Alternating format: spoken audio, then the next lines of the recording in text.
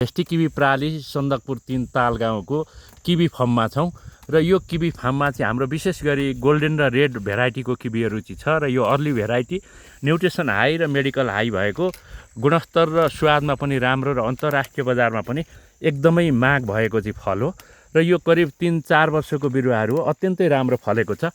हुन त हामीले सबै म्यानेजमेन्ट जुन चाहिने किवीलाई मल खाददेखि लिएर अनि अर्चाडहरू व्यवस्थापन गर्न सकेका छैनौँ, किनकि किवी फार्म अलिक बढी भएको कारणले। तर पनि यो हाम्रो हावापानी 1500-1600देखि 2000 मिटरको हाइटमा चाहिँ यो गोल्डन र रेड किवी असाध्यै राम्रो हुँदो रहेछ। यहाँ हेर्नुहोस् न, सानो सानो बोट छ, झुप्पा झुप्पा छ। अहिले नै अब यो यत्रो साइजमा दानाहरू भइसकेको छ न्युट्रिसनहरू मेन्टेन गर्दाखेरि। अब यसलाई चाहिँ हामीले साँच्चै मजासँगले चाहिँ अझै 2-4 महिना 4 महिना जति चाहिँ अझै यो बढ्ने टाइम छ। त्यो टाइममा चाहिँ अत्यन्तै बढ्ने हुन्छ र किवीको लागि चाहिँ हामीले फल फलाएर बजारमा बेच्नको लागि चाहिँ साइजमा एकदमै होसियार गर्नुपर्छ। अहिले बिचमा यसरी थिनिङ गरेन भने यो सानो किवी झिकेन भनेर यसलाई यो बढ्दैन। जति ठुलो बनायो त्यति आकर्षक, राम्रो र मिठो हुन्छ, बजारमा पनि दाम बढी आउँदछ।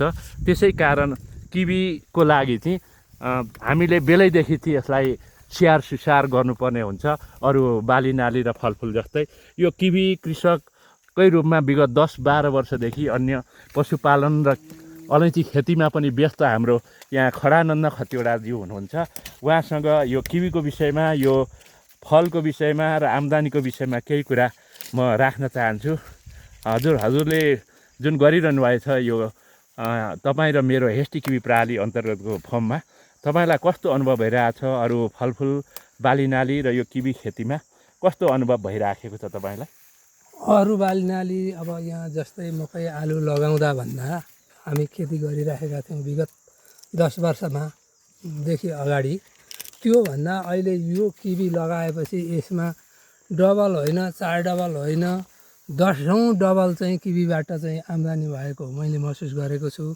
र म एउटा विशुद्ध कृषक भएको कारणले गर्दा मसँग चिया खेती छ, चिया फार्म छ, चिया गाई फार्म छ, गाईहरू पालेको छु।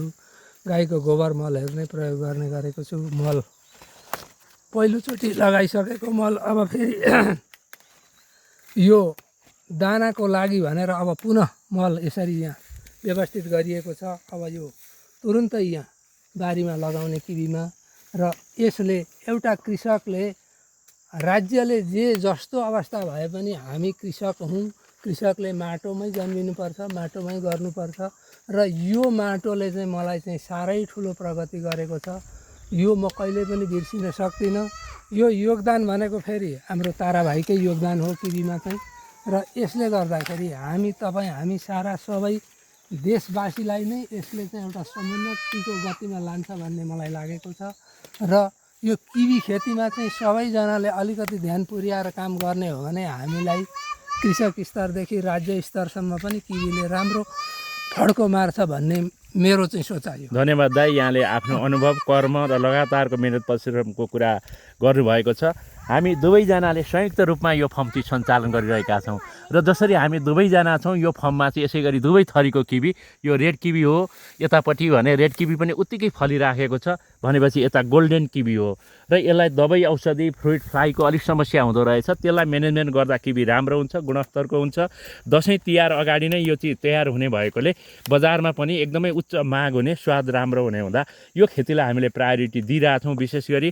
र तपाईँहरूको कृषक व्यवसायी जो हुनुहुन्छ अथवा किवी खेती गर्दै या गर्न चाहने हुनुहुन्छ भने तपाईँहरूको जमिनको उचाइ र हावापानी लगानीको सम्भाव्यतालाई हेरेर गोल्डन र रेड किवीलाई नै विस्तार गरियो भने यसले राम्रो मुनाफा दिने रहेछ भनेर हाम्रो प्र्याक्टिकल्ली 5-6 वर्षदेखि देखिसकेका छौँ। त्यतातिर पनि तपाईँहरूले विचार गर्नुहोला। तपाईँहरूसँग अरू किवी खेती सम्बन्धी राष्ट्रिय अन्तर्राष्ट्रिय नौलो केही सुझाव सल्लाहहरू छ इत्यादि भने हामीलाई पनि प्रदान गर्नुहोला, जहाँबाट हामी पनि लाभान्वित हुन सकौँ। हामी कृषक व्यवसायीहरू एक अर्कामा आफ्ना विचारहरू, अनुभवहरू आदान प्रदान गर्दै अगाडि बढ्यौँ भने मात्रै सफल हुन सक्छौँ। हस् त, धन्यवाद। आज यो 2083 साल जेठ 19 गतेको बिहानीमा जुन मौसम पनि ठिक छ, एकदम राम्रो, यो समयमा हामीलाई चाहिँ हेरिदिनु भएकोमा तपाईँहरूलाई धन्यवाद छ। यो चाहिँ हाम्रो सम्पूर्ण रेड र गोल्डन किवी हो। यहाँ हामी दोस्रो पटक मल हालेर थिनिङ गर्ने काम गर्दैछौँ। तपाईँहरू सबैजनालाई धन्यवाद। Thank you.